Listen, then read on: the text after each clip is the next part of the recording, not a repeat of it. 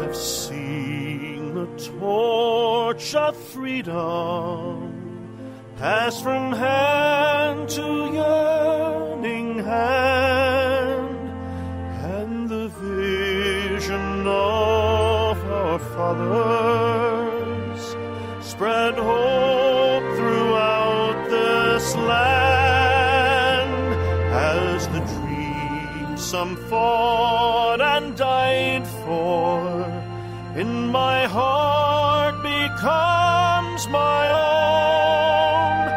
I will strive to keep her promise, America, my home.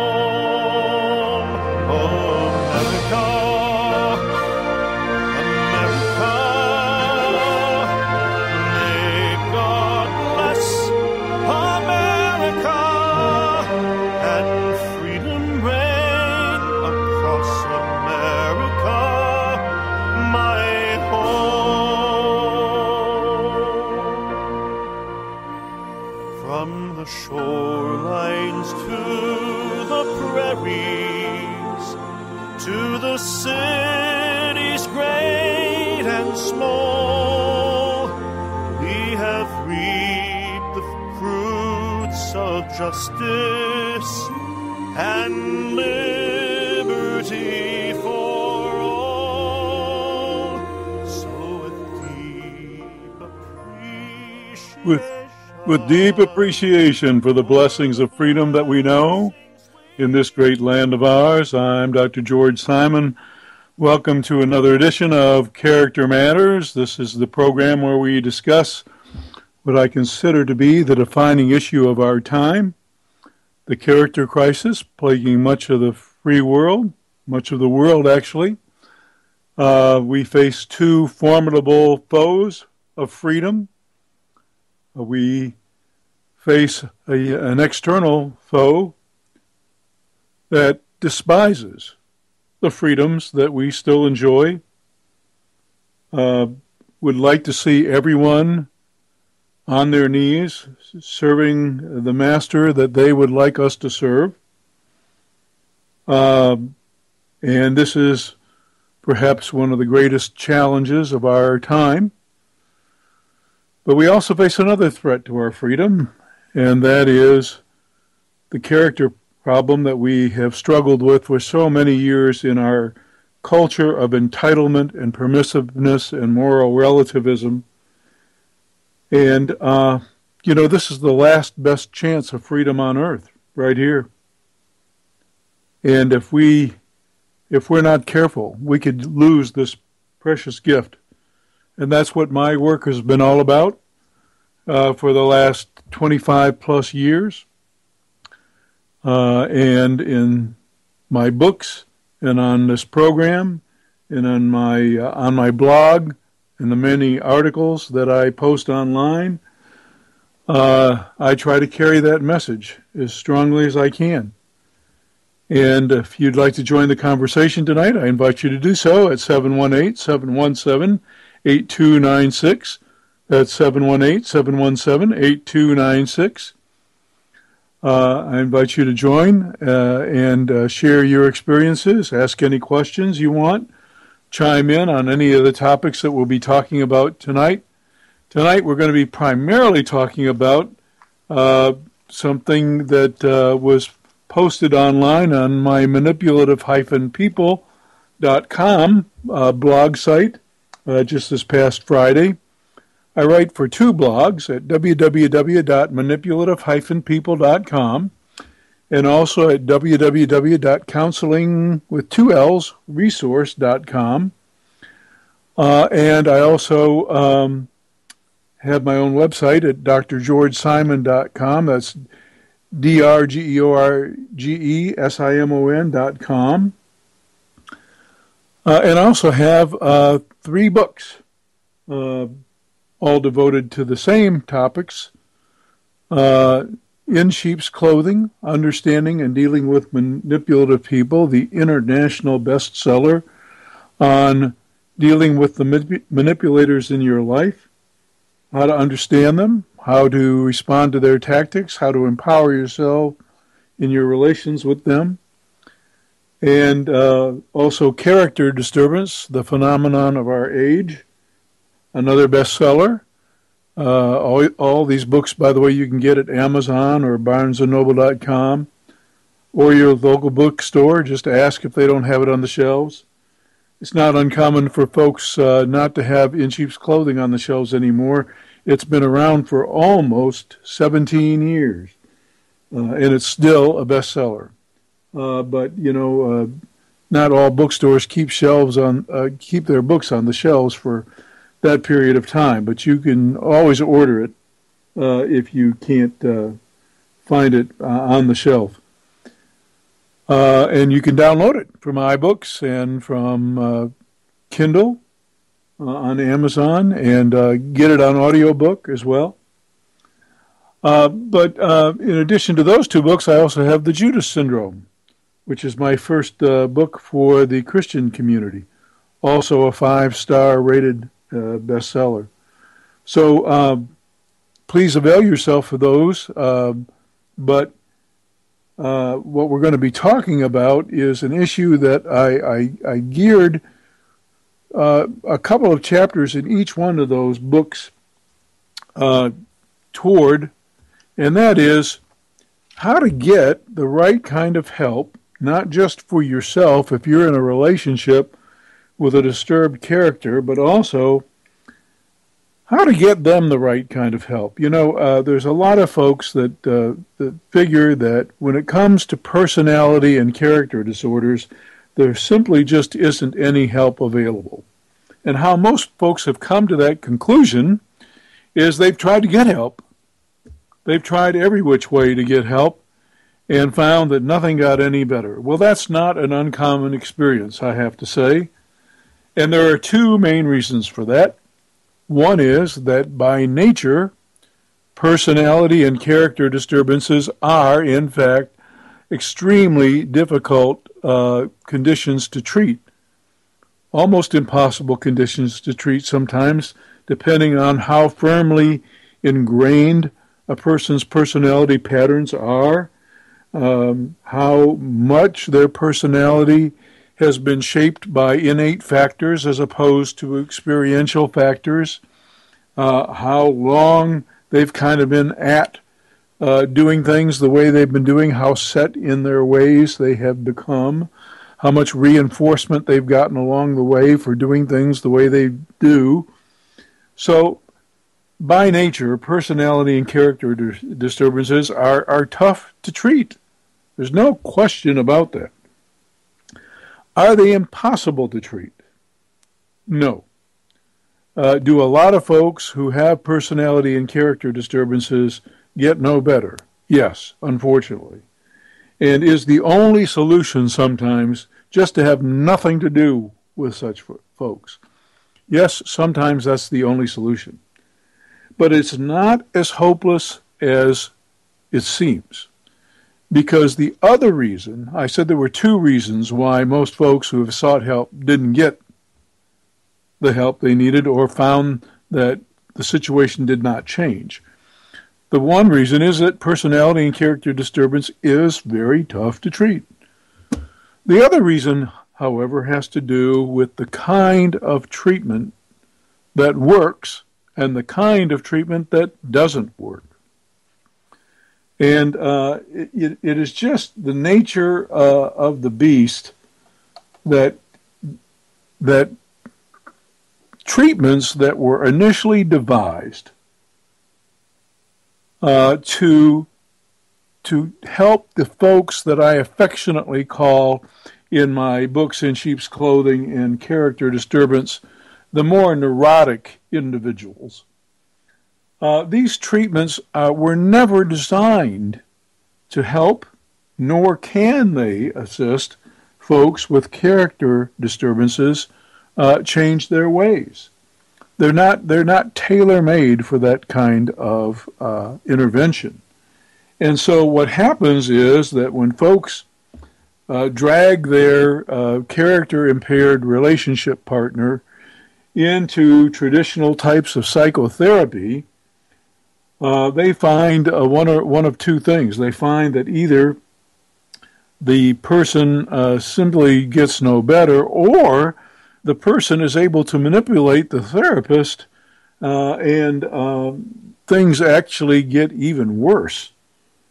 They're enabled, in one sense or another, to keep on doing what they do, and not only that, maybe even get somewhat better at it.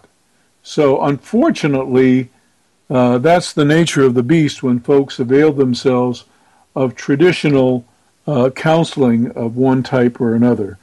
And so on my blog site at manipulative-people.com last Friday, I posted an example of an individual with some character disturbance who actually got the right kind of help and who actually got better.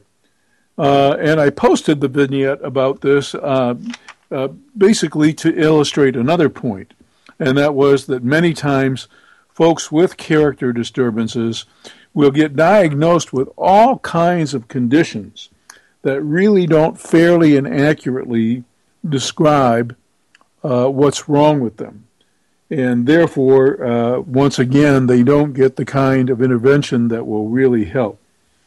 And so in my blog post this past Friday, I talked about a guy who I called Jeff. As a matter of fact, the vignette that I presented had circumstances and dates and places and identifying information altered so that it would truly be an anonymous case. I don't reveal case information, and also many times when I give case illustration vignettes, I kind of blend cases, throw in a little of this and a little of that from other cases, not to distort the psychological reality that I'm trying to put across, and not to in any way introduce a fudge factor into the principles that I have come to know through my years of experience dealing with character-impaired individuals,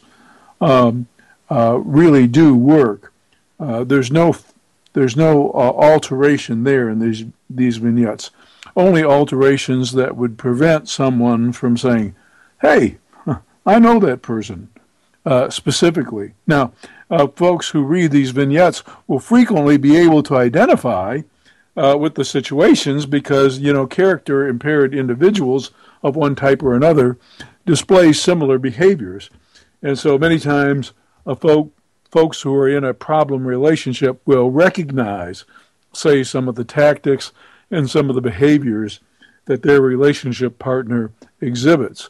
So that's all well and good.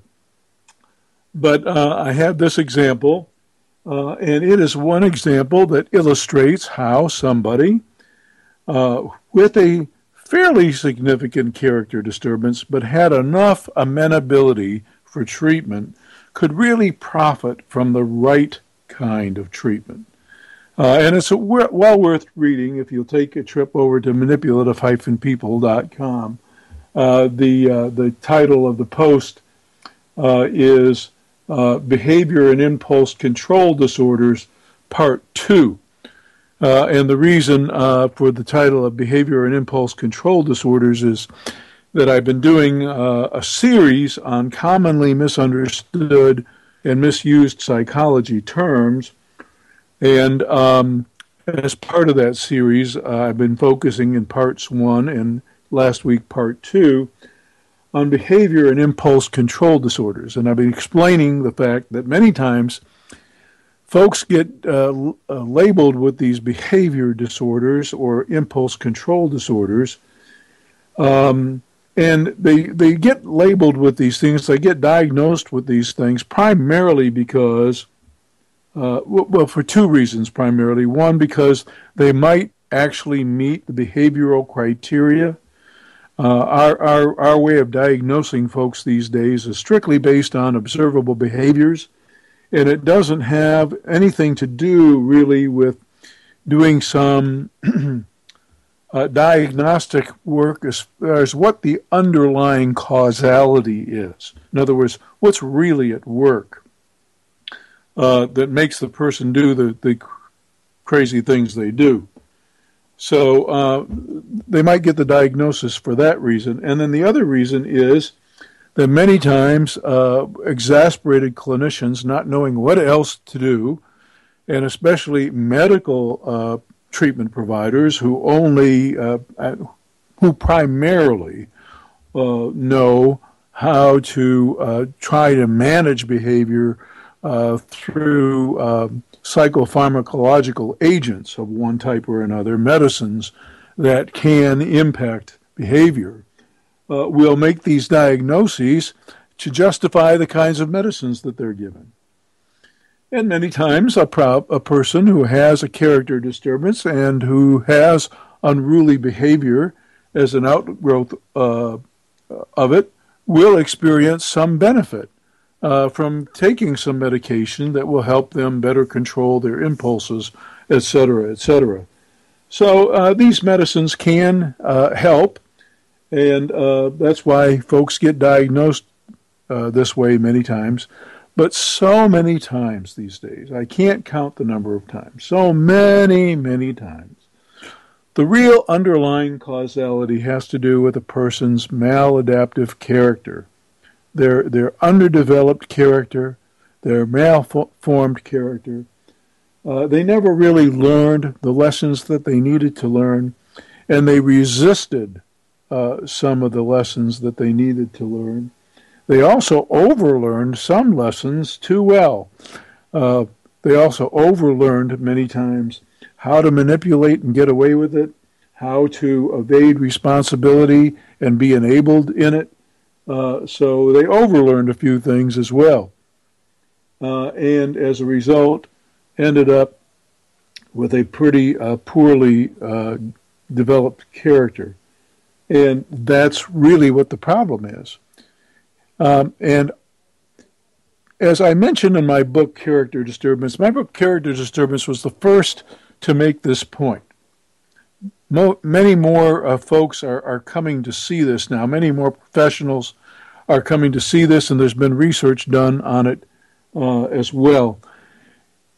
I make the point in Character Disturbance, and I was the first to make it, that character disturbance exists along a spectrum of severity. And what I mean by that is if you were to put at opposite poles pure neurosis, in other words, over-conscientiousness to the extreme, over-conscientiousness to the point that somebody has more guilt than they need, more shame than they need, and they're basically walking, talking, nervous wrecks who are making themselves sick with worry and anxiety because of their over-conscientiousness. If you were to put that on one pole, one end of a spectrum, and then put on the other end pure character dysfunction, where you have basically such a lack of conscientiousness, a lack of conscience development, a lack of guilt, a lack of shame, a lack of inhibition. If you were to put that on the other end, there are very few folks who fall at the extreme ends of that continuum. Most folks fall somewhere along that continuum. Folks who fall more on the neurotic side tend to be relatively well-functioning individuals with some hang-ups to be sure, but generally well-functioning individuals. And when they're unhappy or when they're dealing with problems that make them either a bit depressed or anxious or fretful, they profit from traditional psychotherapies. And many of these therapies are insight-oriented therapies. And why are they insight-oriented? Because many times individuals who are mostly neurotic repress their feelings, and they become largely unaware or unconscious about the things that are really bothering them. So in the confines of a therapist's office, in the warm, accepting atmosphere of a therapist, the challenge then becomes to make what is unconscious conscious, to kind of dig deep inside and kind of search your soul, so to speak, and find out what it is that's been hanging you up. And once you gain that insight, things can get better. So traditional approaches are insight-oriented therapy approaches, and they work really well for folks who tend to be on the fairly neurotic end of the spectrum. But for folks who are on the character disturbed side of the spectrum, this idea of bringing them to insight is really not just folly, but it's unnecessary. Why is it unnecessary? And why is it inappropriate? Well, because generally speaking, the character impaired individual already knows what they're doing and why. And many times they already know that it's wrong or that most people would disapprove of it. I like to say in my workshops, they're aware, but don't care.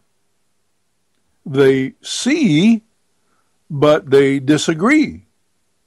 And what I mean by that is they kind of know what most people think they should do, and they kind of know how most people think they should think about things, and they kind of know pretty well how most people think they should behave, but they're not of a mind to.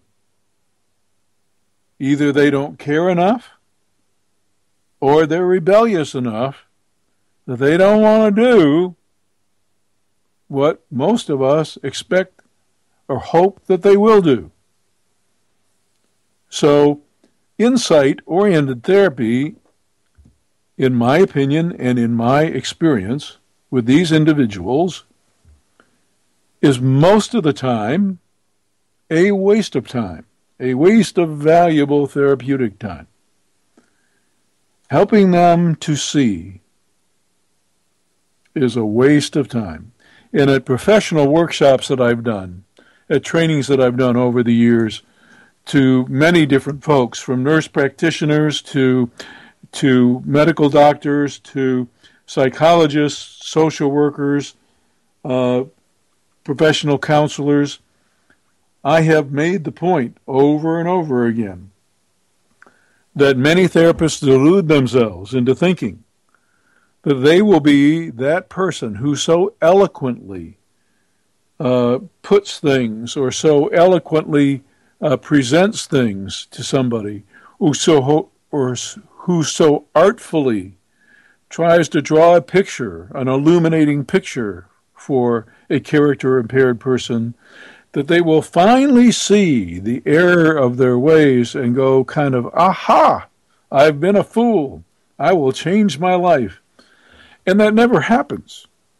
It never happens. But it doesn't stop many therapists from deluding themselves to thinking that they can, and they waste an awful lot of time and energy trying to help the person see what they're doing, when in fact they already see.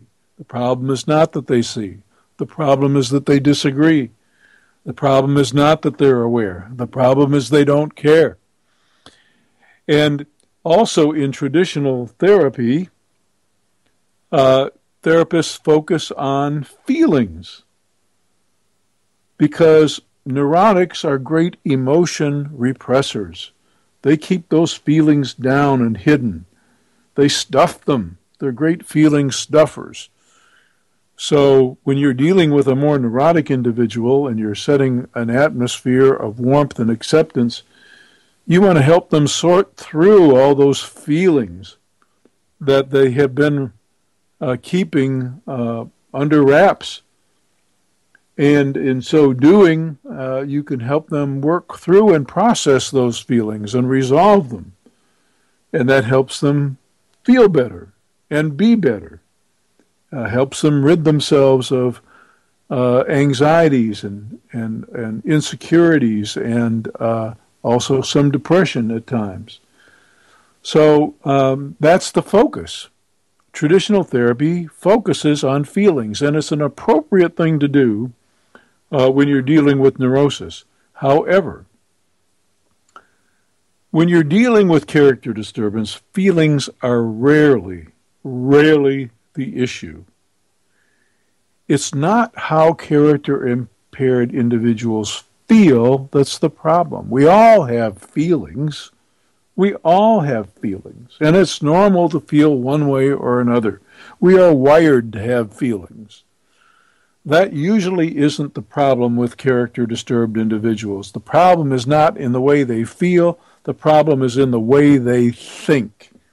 And in my books, In Sheep's Clothing and Character Disturbance, and even in the Judas Syndrome, I outline many of the thinking errors that are common to these individuals, the ways they think that are problematic, that set them up for forming negative and destructive attitudes about other people and about the world around them. And these attitudes and thinking patterns also prompt them to engage in certain antisocial and problematic behaviors. The way they think is inextricably linked to the way they act. And it's a problem. So in therapy for character-impaired individuals, we target the way they think. We call attention to their maladaptive thinking patterns, and we invite them to change those thoughts. And we reinforce them for changing not only those thoughts, but also their behavior that's connected with those thoughts and attitudes. We also confront behaviors, especially manipulative behaviors, and what I call the responsibility avoidance tactics that character-impaired people are so good at, so well rehearsed at. They're so well rehearsed at these things that they do them automatically. They display these behaviors automatically. That doesn't mean that they do them unconsciously. They're fully aware of what they're doing. But they do them automatically without thinking because they're so well rehearsed at it. They've done it all their life. So these are the things that we confront in therapy with a character-impaired individual. And in just a moment, I'm going to give you an example of how that works. And the example is going to illustrate for you some of the things that I have been saying all along. Now, some of you out there may have had experience with this very dilemma. Some of you may have either tried to get help for a person that you were in a relationship with who had a serious personality or character disturbance, and maybe you didn't get the help you need. Maybe you even had that even worse experience of finding the therapist that you went to not only manipulated by the character disturbed person, but maybe even enabled in their behavior by the therapist, enabled inadvertently to continue the same kinds of behavior that they've been exhibiting. And maybe you are also an individual out there who know that you have a personality or character problem. And maybe you have tried to get some help for it. And maybe you have not gotten the right kind of help. So whether you're someone out there who has had to deal with a character-impaired person, or you're a person who knows that you have some character issues to work on, and you have a story to tell, or some questions to ask, or otherwise just want to join the conversation, give us a call at 718-717-8296. That's 718-717-8296. Just this past week, I heard from 4 different individuals. Just this week. It's unusual to get 4 emails in a week with the same basic kind of story. 4 individuals this week contacted me, 2 women and 2 men, uh, telling me of their awareness of their character issues and of their need to do some work to build a better, more sound character if they are to salvage their relationships. And in each case, they have had some prior experience with therapy. And unfortunately, therapy was not effective. And each of these individuals was asking, what do I do? What can I do? Well, we'll get into that in just a little bit. I want to turn to the article that I wrote on the manipulative-people.com blog this past Friday. It's the story of a guy who I gave the name Jeff, and his story was that he had been diagnosed for a variety of things, including adult ADHD. For those of you who aren't familiar with the term, I know many of you are. ADHD stands for Attention Deficit Hyperactivity Disorder. There are two forms of the disorder, with and without hyperactivity. And genuine attention deficit disorder, this is an interesting point. You know, as I mentioned before, our behavioral criteria, our strictly behavioral criteria for diagnosing, puts us in a position of having to apply a diagnosis when somebody displays a behavior regardless of the underlying pathology. This is very unfortunate. This is very unfortunate, but it's the way it is in psychiatry and clinical psychology, in clinical social work. It's the way it is. And for folks who show enough of the symptoms of not being able to focus or not being willing to focus even, they might get an ADD diagnosis. And if they have problems with disruptive or impulsive behavior, they might get diagnosed as hyperactive as well.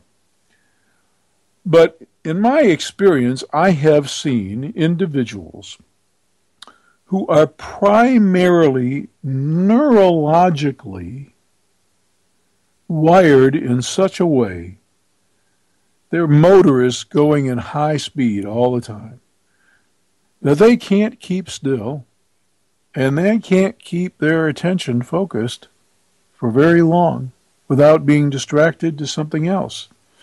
They're kind of like folks just on the go, and they don't know where they're going.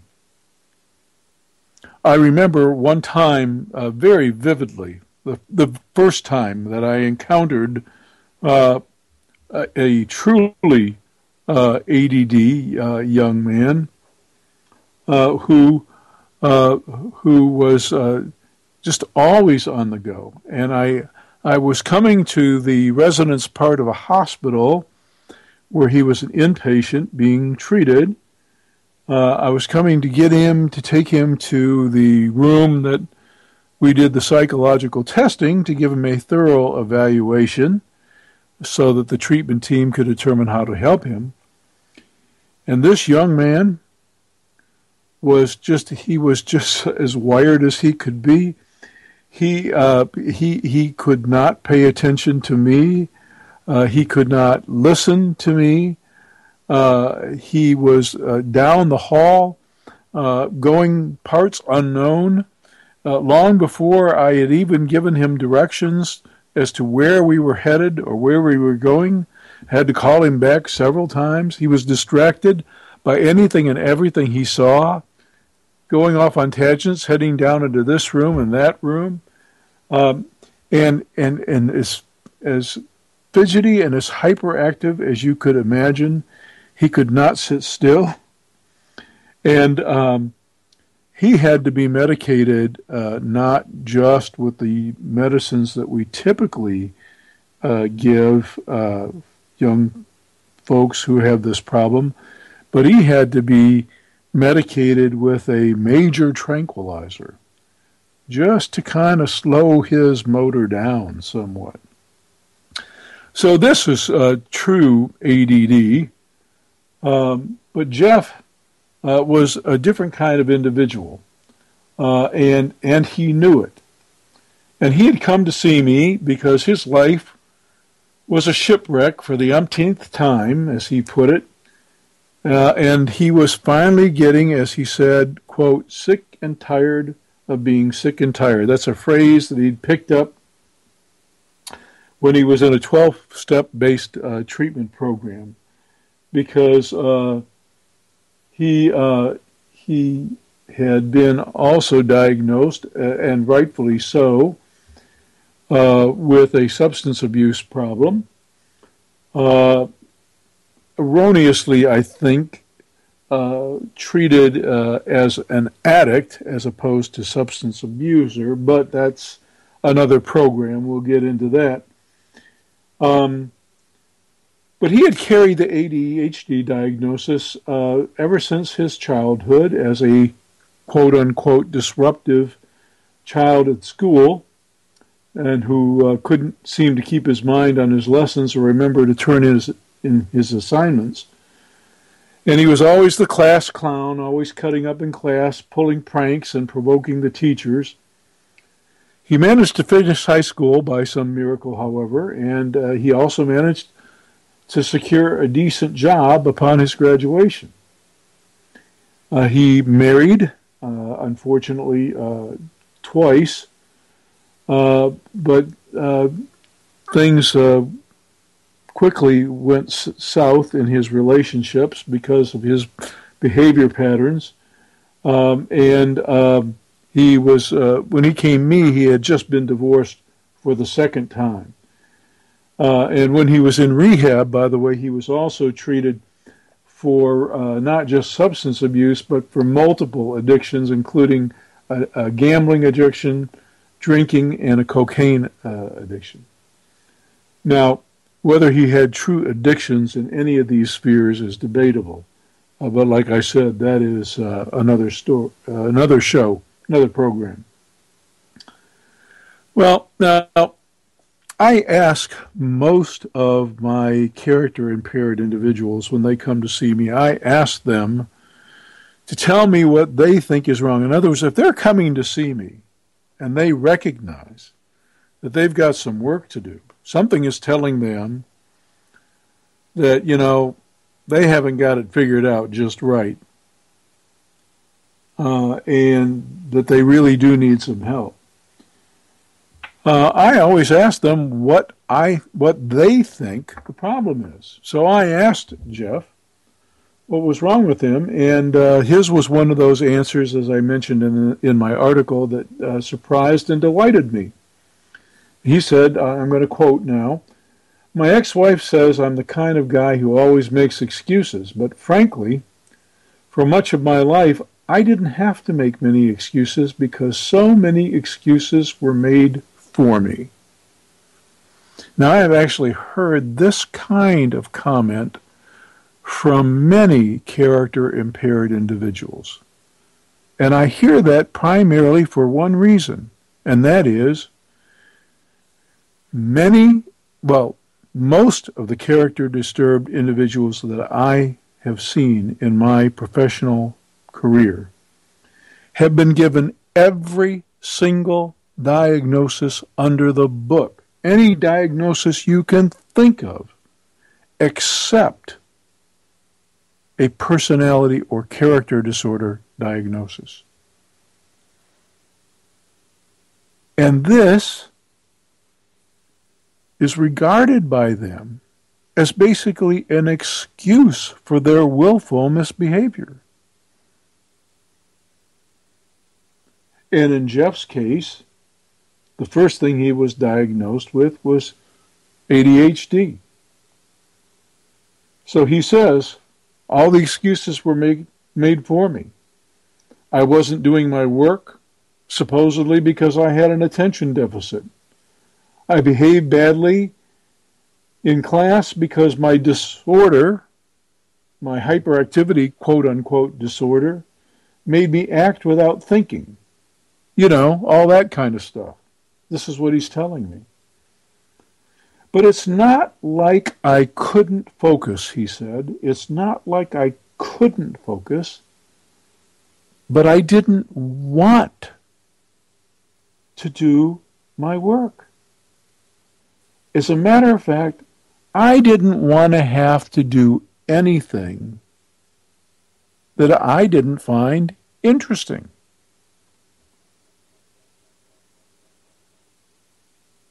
And it wasn't like I couldn't sit still either, he told me. I just liked having a good time.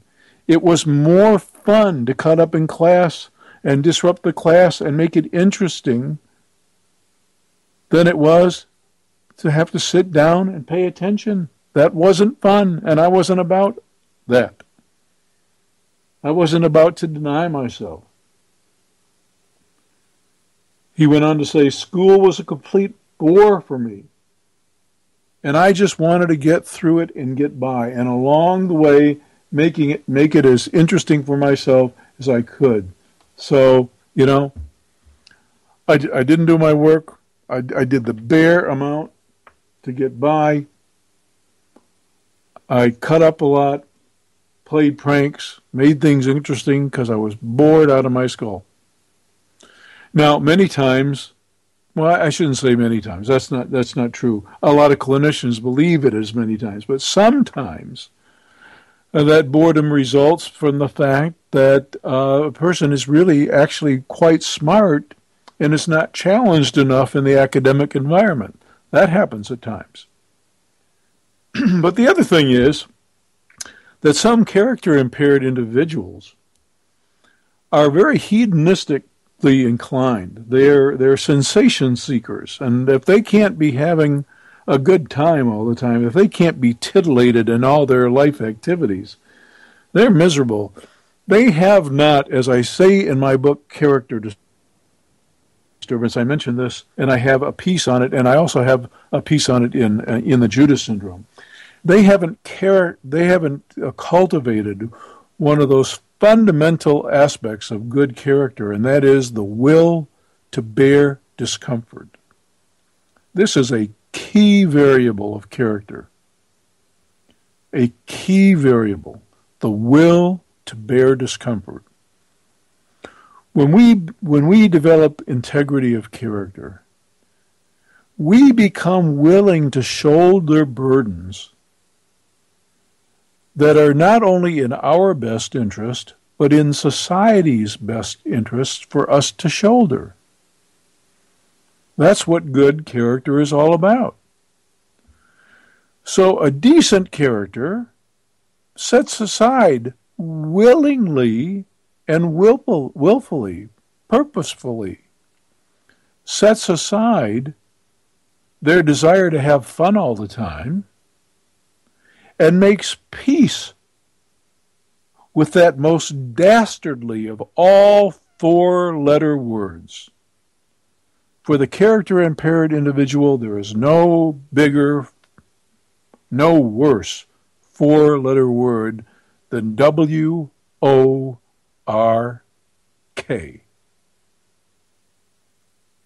That's the dreaded word. And they will avoid it like the plague.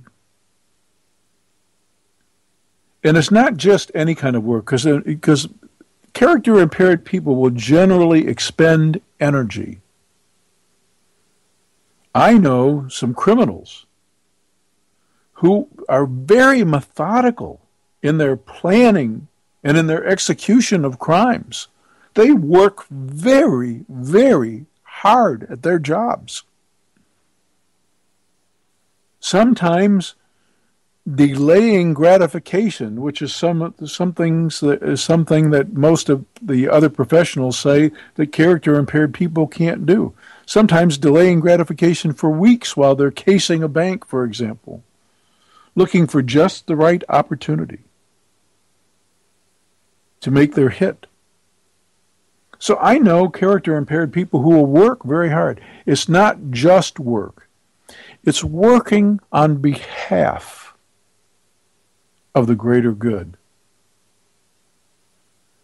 that self-centered and character-impaired people have a problem with. So Jeff, he wasn't about to sit still in class and to do his work and to mind his business and to mind his manners. And he admits, I just liked having a good time. School was a complete bore to me. I just wanted to get through it and to get by. And for a long time, I really thought I could. And I felt that way about work in general, too. I've always felt a little like I shouldn't have to play by the same rules as everybody else. And I didn't see the harm in getting away with things. That's what Jeff had to say. So he's telling me all this about himself because I asked him. You know, in therapy school, they teach you never to ask why questions. Never ask a person about their motivation. And the reason for that is that for so long it was assumed that the motivations were unconscious, that the person didn't know why they were doing what they were doing. But as I mentioned before, with character disturbance, that's not the case. They know what they're doing. So I ask why questions, and then people tell me. They tell me the answer. But here was Jeff's final complaint, and this is why he was there to see me. He says, here I am, almost middle age, and I know I've made a big mess of things. The problem is I haven't a clue about how to get my act together. And see, he tried before. He tried other venues. He tried some of the traditional things, even a rehab program. Sometimes I actually do try, he said, but I'm always falling back into my old habits. I don't particularly want medication because in treatment I learned it's best to be substance-free, especially for me. And the medicine I've taken in the past, well, it didn't help that much anyway. So I'm willing to try whatever you say. Can you help me? And that's where it begins. Now, you see, you can tell from just this example, from this vignette. And like I mentioned before, I can tell you hundreds of cases just like it. But you can see when a person comes in and tells you that much about themselves, you can see that awareness or insight, or a lack of it, is not the problem. It's not that Jeff was never aware. He was always aware. But there was a time when he didn't care. And it's not like he hasn't always seen. He sees, but there was a time when he disagreed with the rules. He knew what the rules and expectations were, but he wasn't of a mind. He wasn't of an attitude. He wasn't in the frame of mind to want to submit himself to those things. So what we had to work on, basically, was reinforcing new behaviors, teaching him to become more self-conscious of every twisted thought and every accompanying bad action that went along with those twisted thoughts. Every time he looked at the world in a negative, perhaps hostile, perhaps exploiting kind of way, and said things to himself or held certain attitudes that were going to predispose him to behave badly, he had to challenge those thoughts, to correct those thoughts, to change them. In his relationships, in his relationships. His detest of taking on burdens was so great that whenever his relationship partner would ask him to do anything, especially for her, his immediate thought, what was he thinking? He was thinking, oh, what kind of crap is she asking of me now? What is the BITCH demanding of me now? That was his thought. That was his attitude. With that abhorrence of WORK, that four-letter word, especially on somebody else's behalf. That's the real key. What does she want from me now? Why can't she leave me alone? Why can't I just have my fun? Why can't I do what I want to do when I want to do it? No give and take. No give and take. It was all take, take, take. No give, give, give. And eventually, the relationship partner would have done with that and say, sayonara. That happened to him twice already. But he didn't know how to change it. So I give worksheets to folks. I not only give them instruction when they're there in front of me and point things out to them, but I give them worksheets. Here's how to do it. Here's how to spot those negative thoughts when you have them. Here's how to change them. And most importantly, here's how to give yourself some internal reinforcement, an internal pat on the back, an internal bit of encouragement for even your smallest acts of self-correction. And that's really key. That is really key. Many times when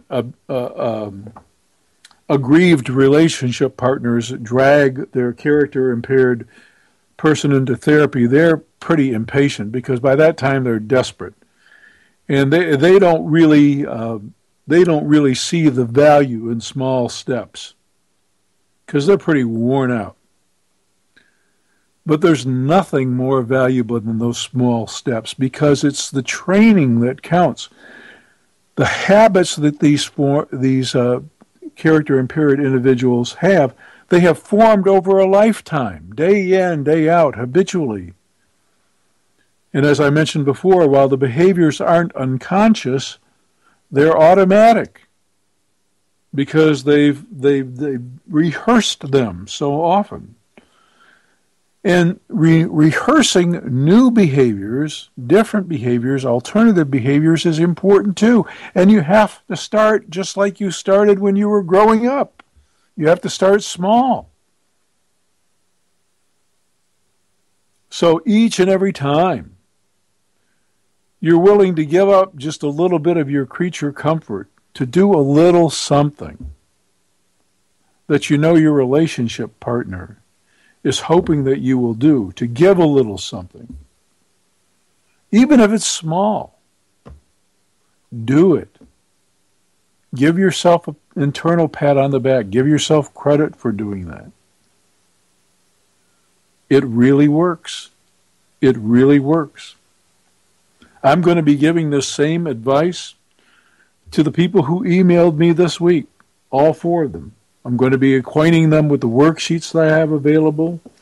Some folks might avail themselves of consultations. I do these specialized consultations, not just with victims of character disturbance, but also with character-impaired individuals who have read my books, who are familiar with the principles, who have the capacity to learn the materials and become familiar with them, the materials that I have. And then I kind of coach them through the process of becoming a better person. With victims of manipulative relationships, I coach them through the process of personal empowerment. How to overcome the scars that they've had, and how to move on with their life with a new awareness and with new tools at their disposal to deal more effectively in the future with anybody that they might encounter with manipulative or other character-impaired tendencies. So these are the kinds of consultations I do.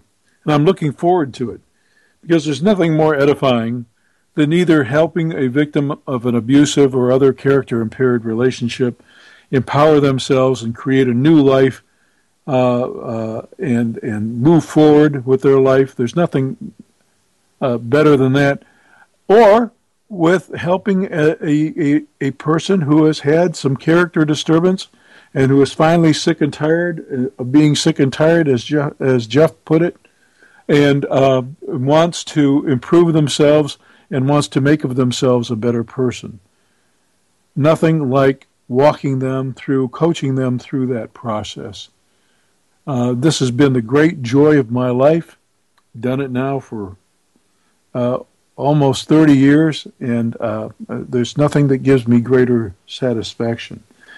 And if you're one of those folks out there, either a victim of one of these relationships, or you know you have some character disturbance yourself, you're interested in one of these things, you can find out more about the kinds of consultations that I offer by going to my blog at manipulative-people.com. That's www.manipulative-people.com. And on the consultations page, click on that button on the menu bar or the home page, and you'll find information there about the consultations. And then there's also a Contact Dr. Simon page that tells you how to contact me. I get an email from you when you do that, and I will respond to you. Now, I have to apologize. Sometimes my email box gets absolutely flooded like it did over the holidays, and I got so far behind. I had 127 emails to go through and after the holidays, and it took me quite some time to get caught up, but I'm fairly caught up now. I'd say I'm about a week behind, but that's not too bad for me, generally speaking. And I promise you that if you go to the site and you click on the contact button and you send me a note, I will respond to you personally.